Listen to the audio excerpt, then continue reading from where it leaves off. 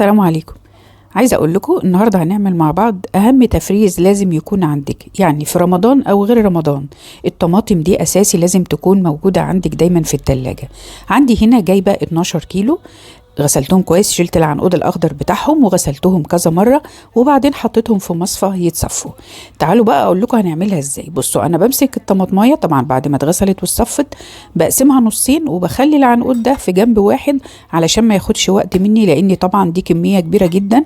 فانت بتقسمي، بصي بالشكل ده اصبحت ان انت بتاخدي العنقود من جنب واحد بس، بدل ما تقسميها من النص وتاخدي من الجنب ده ومن الجنب ده، طبعا هتاخد معاكي وقت كبير جدا. فدي اسهل طريقه. وبعد كده بتحطيها كلها بقى في حله. انا عملوا معايا حلتين بالظبط زي ما احنا شايفين كده، دول 12 كيلو ويزيد شويه. معايا بقى هنا بنجرايه وسط قد البصلايه الوسط كده، ومعايا كام واحده من الفلفل الاحمر الحلو. الفلفل ده طبعا مش سبايسي، لو حابه تضيفي سبايسي معاه براحتك. غسلته بقى كويس وقطعته، وكمان البنجرايه غسلتها وقطعتها مكعبات زي ما احنا شايفين كده.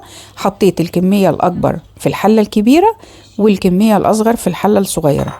وصدقوني البنجر مش بيلون الطماطم غير بان بيخليها لونها احمر زي الجاهزه اللي انت بتشتريها بالظبط من بره.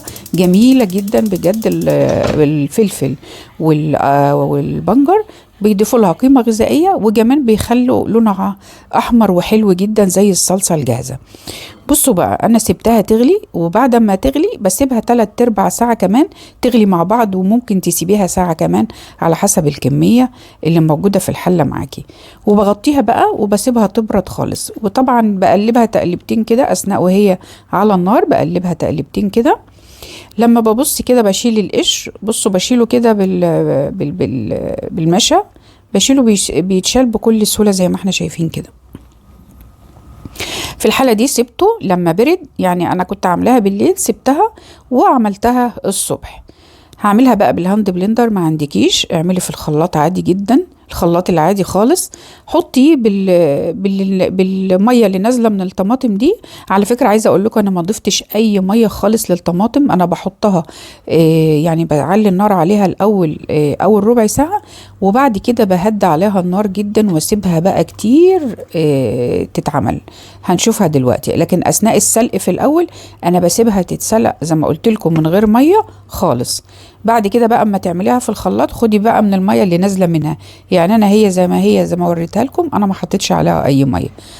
عملتها بالهاند بلندر وصفيتها بقى بالمصفى. لو محشي ما تصفيهاش، صفتها وحطيتها بقى في حلتين كده استانلس. وانت بتضربيها بالهاند بلندر، لو الحله معاكي جرانيت حاولي ما تنزليش بالهاند بلندر لتحت خالص علشان ما تجرحيش الحله. اما تعمليها لو انت مش قادره تتحكمي فيها تقدري تعمليها في الحله الاستانلس زي ما انا حاطه بقى كده دلوقتي على النار.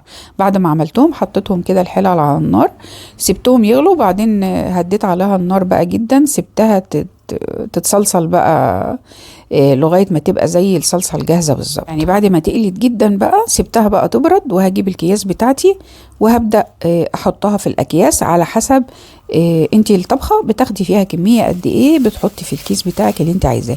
تقدري تحطي كميات كبيره في كيس، في اكياس، في عدد اكياس معينه، وتحطي كميات صغيره تانية لو بتحتاجيها في حاجات قليله.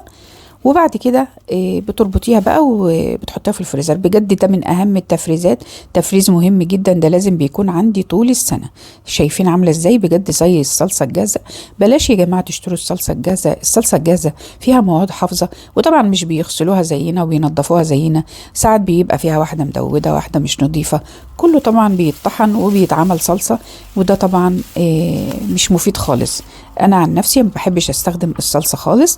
انا بحب جدا اعمل الصلصه في البيت، دايما لازم تكون عندي في التلاجة، يعني اساسي لازم تكون الصلصه عندك في الفريزر، تحتاجيها في اي وقت بتطلعي الكيس وبتطبخي الطبخه اللي انت عملتيها بمنتهى السهوله. بصوا عملت معايا الكميه دي من وقت بقى للتاني، يعني كل يومين كده هاتي 5 كيلو او 10 كيلو واعمليهم بالطريقه اللي قلتلك عليهم وعينيها لغايه ما تبقى معاكي كميه، خاصه ان في الوقت ده الطماطم رخيصه جدا، تقدري تخزني كميه كبيره منها.